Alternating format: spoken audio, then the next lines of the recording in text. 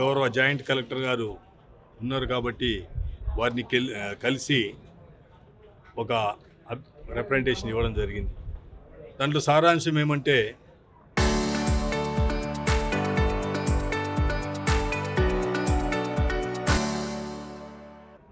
ఈ మధ్యలో వెలుగులోకి వచ్చినటువంటి ఈ ప్రాంతంలో వేస్తున్నటువంటి పెద్ద వెంచరు శ్రీ భ్రమరా వెంచర్స్ అనేటువంటి దాంట్లో దారి లేకపోయినా ఆ చెరువును పూడ్చి ఒక చిన్న పైప్ కల్వర్ట్ వేసి చెరువును అన్యాక్రాంతం చేసినారు అని చెప్పేసి ఆ అన్యాక్రాంతాన్ని తొలగించి చెరువుని పరిరక్షించండి, అలాగే ఈ ప్రకృతికి ఇబ్బంది లేకుండా చూడండి, పర్యావరణానికి ఇబ్బంది లేకుండా చూడండి అని చెప్పేసి అధికారులను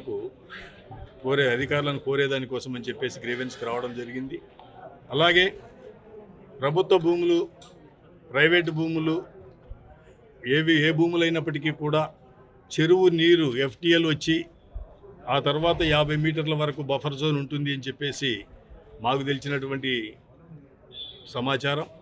దాన్ని కూడా పరిశీలన చేసి అది చట్ట ప్రకారం ఉన్నట్లయితే ఆ అక్రమంగా ఈరోజు లేఅవుట్లు వేస్తున్న దాన్ని కూడా నివారించండి అని చెప్పేసి విజ్ఞప్తి చేయడం జరిగింది. అలాగే ప్రభుత్వ భూములు అంటే దేవాదాయ ధర్మాదాయ శాఖకు సంబంధించినవి కావచ్చు, నీటి చెరువులు కావచ్చు, నీటి కుంటలు కావచ్చు, చెరువుల నుంచి పంట పొలాలకు నీళ్లు వచ్చేటువంటి కాలువలు కావచ్చు, రోడ్లు కావచ్చు, సొసైటీ స్థలాలు కావచ్చు, ఏ విధమైన ప్రభుత్వ భూములైనా కూడా అన్యాక్రాంతం ఏమన్నా జరిగినట్లయితే వాటిని నివారించండి అని చెప్పేసి కూడా ఈరోజు జేసీ గారిని కోరడం జరిగింది.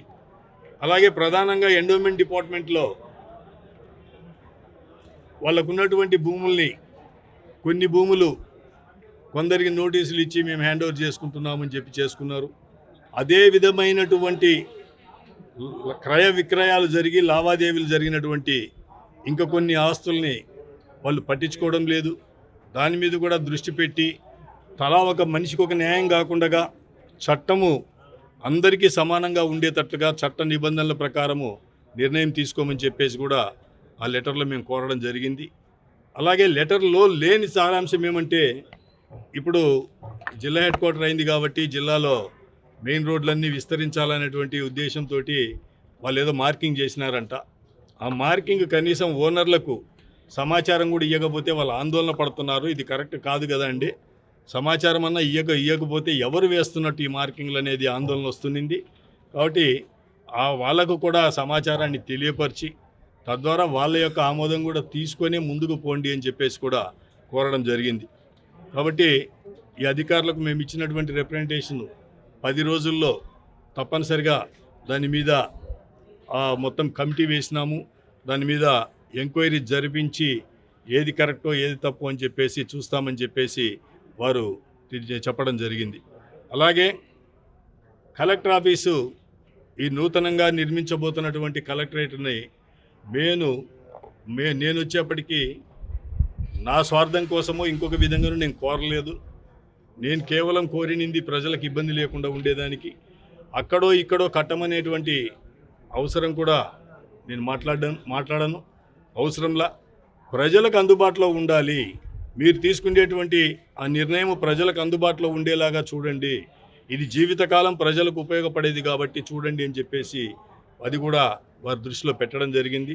సరే, అధికారులు 10 రోజుల టైంలో చేస్తామన్నారు కాబట్టి 10 రోజులు కావచ్చు, 15 రోజులు కావచ్చు, వారు ఇచ్చేటువంటి సమాధానాన్ని బట్టి, వారు తీసుకునేటువంటి ఇదిని బట్టి మేము చెప్పింది వాస్తవం అయ్యండి ఆ నిర్మాణాలు లేదా వాటిని భ్రమరా వెంచర్స్ వారు వేసినటువంటి ఆ రోడ్డును తొలగించి, ఆ పైప్ కల్వర్ట్ను తొలగించి, ప్రస్తుతం తోలుతున్నటువంటి మట్టిని తొలగించి, ఆ ఖర్చులు కూడా వాళ్ళ దగ్గర నుంచే వసూలు చేసి, అది మేము చెప్పింది చట్ట ప్రకారం ఉంటే, చేయకపోతే తప్పనిసరిగా ఆ రోజు మళ్ళీ మేము ప్రశ్నిస్తాం. చట్ట ప్రకారం మేము చెప్పింది తప్పయ్యే మాట అయితే అధికారులు ఏ నిర్ణయం తీసుకున్నా మాకు ఎలాంటి ఆక్షేపణ లేదు అనేది కూడా తెలియపరుస్తూ, తప్పనిసరిగా ఈ మార్కాపురం పట్టణానికి ఇబ్బందులు జరగకుండా ఉంటే దానికోసం అధికారులు సహకరిస్తారు అని చెప్పేసి కూడా భావిస్తూ ఉన్నా. Thank you.